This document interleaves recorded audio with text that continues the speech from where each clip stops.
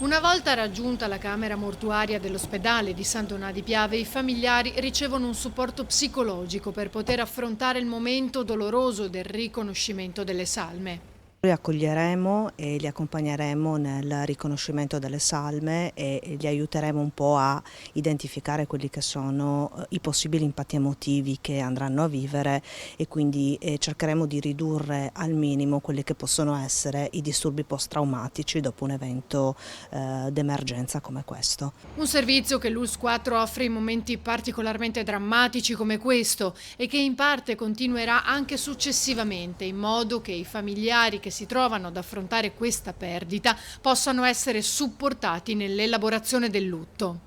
Dipenderà da quello che sarà l'impatto emotivo su ognuno dei familiari. Ovviamente ci sarà una connessione con i servizi del luogo di residenza affinché chi ha bisogno di un supporto psicologico continuativo per l'elaborazione del lutto potrà fare riferimento ai servizi di zona.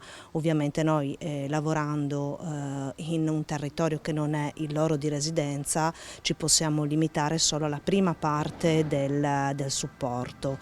Ci saranno anche dei colleghi che arriveranno, esperti di psicologia dell'emergenza, che ci affiancheranno e faranno anche da ponte con i servizi territoriali.